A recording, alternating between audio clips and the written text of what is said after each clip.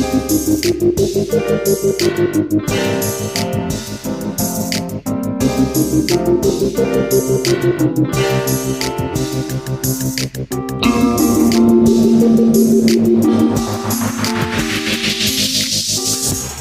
to the Mukilteo Football Show. My name is Miles. Follow us on Twitter or YouTube at MUK_football. Subscribe, share, review on Apple, Spotify, Anchor, wherever you get your podcasts. Wanted to check in. We did not do a show Monday night after the Bengals Bills game was suspended. Damar Hamlin collapsed on the field. I just felt like talking about football was pointless. Talking about Hamlin was irresponsible. Just, wait for some hopefully good news. And today we did get that. Good news by comparison of what the news was. That he is neurologically intact, was responsive today, able to write out and ask who won the game.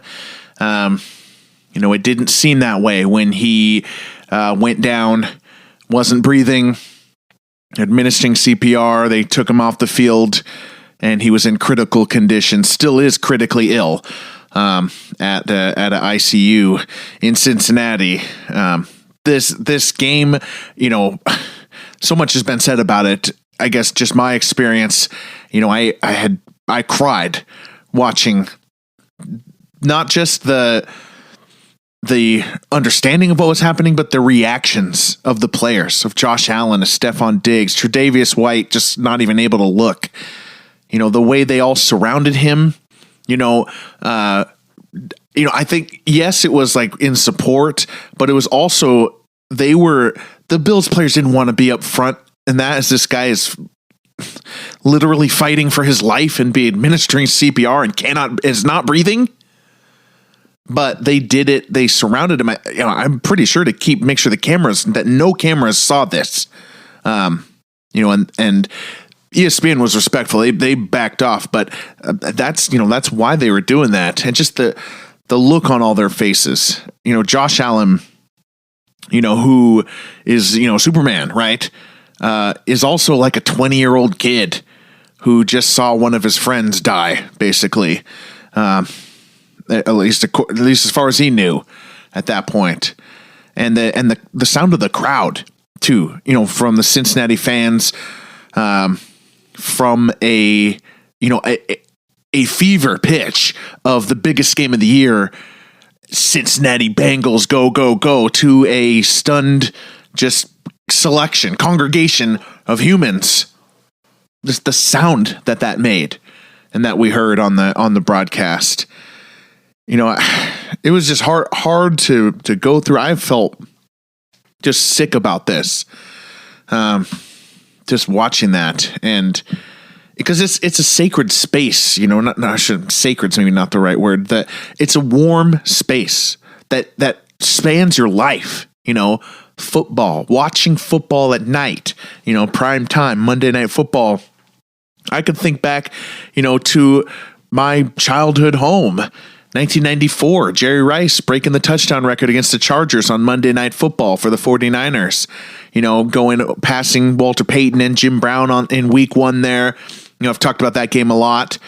I don't remember a lot else about 1994, but I remember that. And I remember the feeling of just watching football and all the he did what play where Greg Jennings and Packers beat the Vikings. I remember that. All my teenage years watching Monday Night Football, Sunday Night Football with my mom and my brother, just thinking,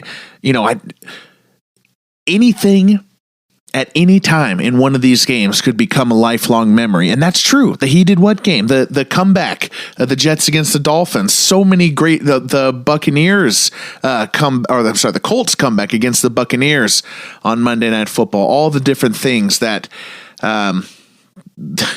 just kind of sink into your subconscious, and just the warm glow of that space.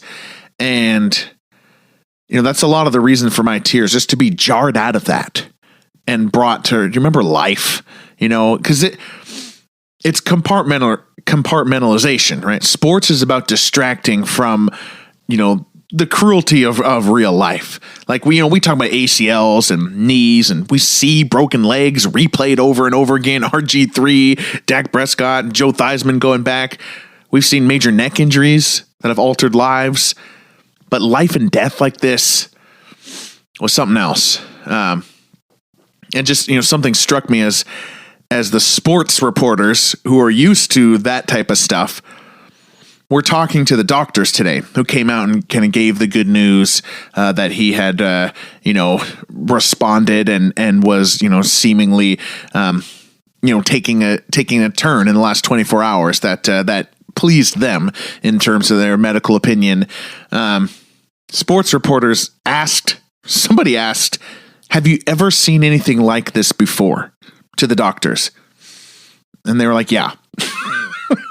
And it was just, it's a moment there. It's like, I get it. We haven't seen this on Monday Night Football before, but like other people like died at that hospital, like on Monday, on the same day, like and Tuesday and Wednesday and today. Car wrecks are happening right now. Illnesses, cancers are, people are in hospice. There's trauma all over the place. It's happening out there all the time, always. Your brain just can't comprehend it. So you sit in Monday Night Football and, you compartmentalize. I'm just so glad to hear that he's responsive. He's still critically ill.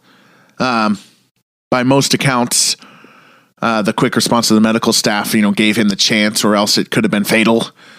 3rd and 4 would have been fatal. It's just, man, that was such a moment that you'll remember for a long time. It's just the middle of a first quarter of a football game.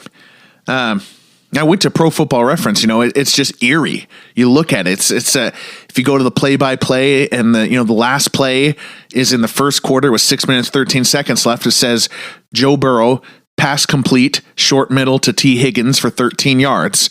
Parentheses tackle by Damar Hamlin. End of regulation. That's what it says. It's just ooh. Yeah. I thought ESPN did a good job, though. Joe Buck, Troy Aikman, Lisa Salters, they didn't speculate. They reported on the scene pretty responsibly. No whiff of impatience to start the game or to sell the advertisements, right? And Ryan Clark was amazing on Scott Van Pelt, which they had to ultimately kick it to Scott Van Pelt and Ryan Clark when the game was suspended. And, he had a lot of great themes to bring up, I thought, did Ryan Clark. He talked about, well, first of all, like how brutal the game is. I had and have friends who laugh at injuries, who get annoyed at injuries, who want big hits, and to see injuries. I do not understand it. I just can't get behind it. And certainly listeners of this show will know one of the things I say most often is that every single NFL player out there that you're watching on a screen has an injury right now that would keep you out of your office job, and they're playing football with it. You have no idea the brutality of this game on their bodies. We just see numbers on a fantasy football app, and I thought Ryan Clark did a good job, reminding us of that. But he also said something that just kind of stuck with me, which was, when you're 24, you don't even think you can die. That sticks with me. And it kind of syncs up with what was so emotional watching all that, which was the faces of the other players, of Josh Allen and Joe Burrow. They're supermen. They're celebrities, they're stars. They're 20-year-old kids who just watched one of their friends, not breathing. They're 20-year-old kids who had one of their friends not breathe, and they're being whisked off in an ambulance. And that was really apparent on their faces there. It was just so jarring to watch. But I was proud. There's nobody that I know who's like annoyed the game was canceled. It's a big game, right? But nobody I know is like throwing a fit about fantasy football. I know there surely are people there. There are people who blame the vaccine for this because there's just no tragedy bad enough to not advance your political agenda, right? God, but in general, 20 million people tuned in for this, excited about this game. And accepted and actually wanted it to end after that, to not put these players through that. I know it said they announced like 5 minutes to go.